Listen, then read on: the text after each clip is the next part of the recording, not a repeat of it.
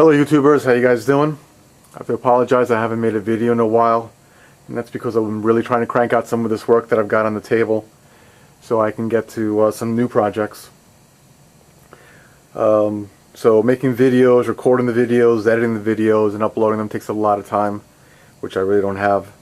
So I just wanted to get past the boring stuff, which is making sheaths and making handles, scales.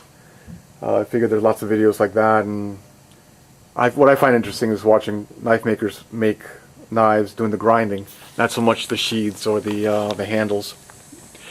But I'm making this video because I came up with something new, and I'm sure a lot of knife makers or those who make sheaths would enjoy this. I haven't seen this on video, so I believe it's an original idea, or maybe it's an idea that no one really uses, no one really takes advantage of.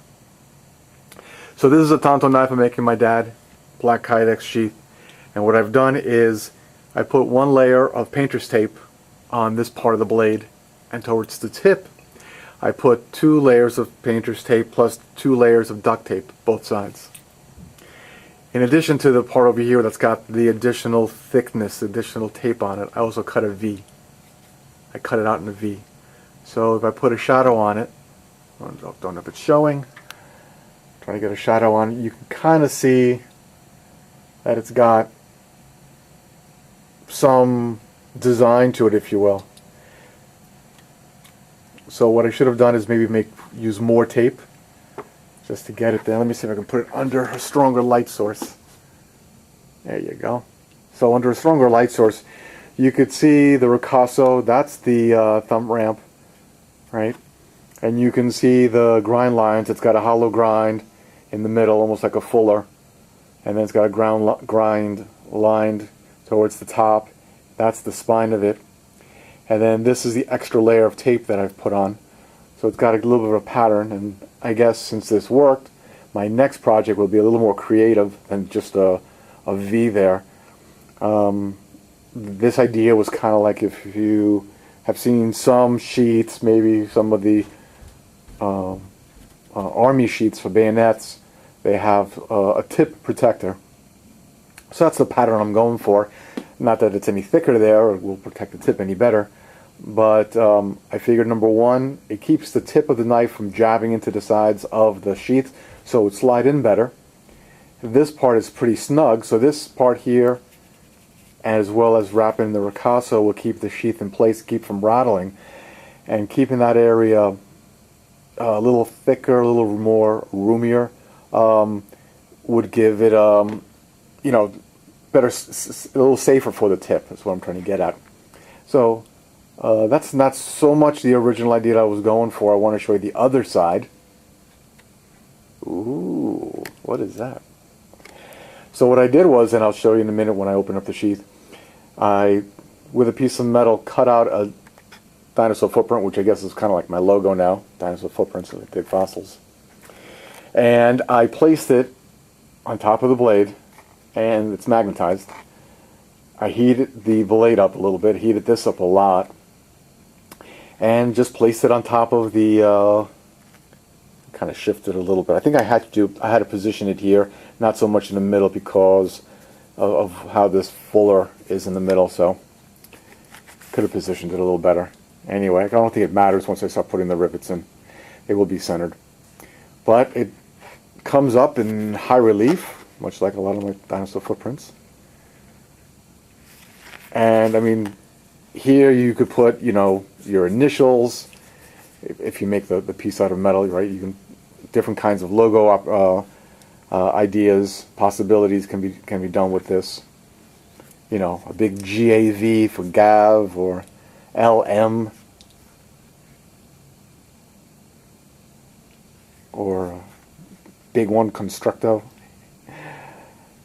So hopefully you guys think it's a cool idea. Maybe this is my contribution to the knife community.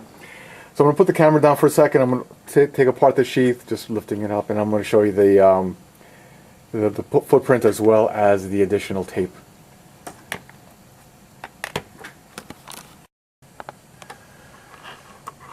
Okay guys, so here is the dinosaur footprint logo, my logo, that I made with a piece of scrap metal.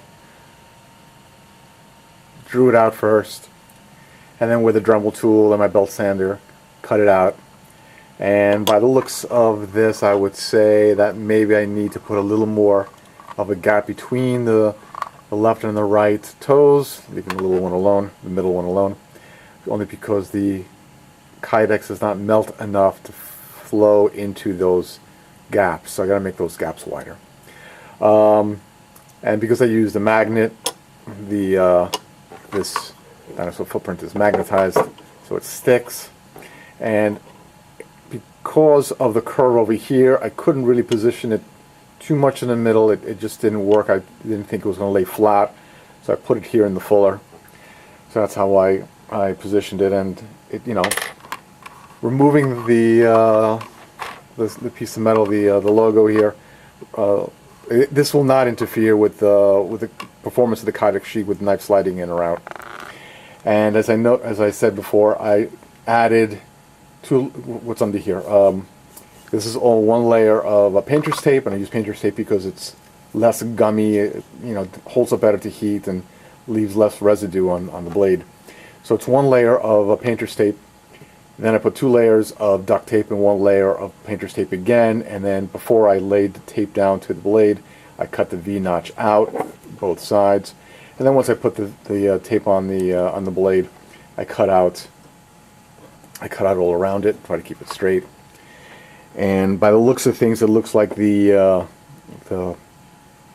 duct tape did flow a little bit, because when I cut it, it wasn't like gummy over here. So it looks like the adhesive on the duct tape does flow. So it's a good thing I did put the painter's tape. I did make this really hot so that the Kydex from the inside would be hot and, you know, melt it or warm it up right to the surface. So that's it, guys. Tanto design from my dad. Carbon fiber handles, and I'll do another video on oops, dropped something. I'll do a video on these handles later.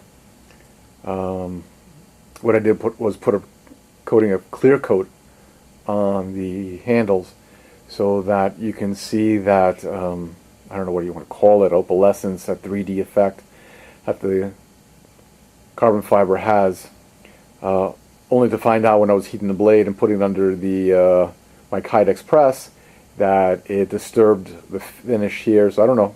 I think I'm going to try to polish it. Not too sure what's going to happen if you try to polish clear coat. We'll see how it works out, or just put another layer of clear coat over it.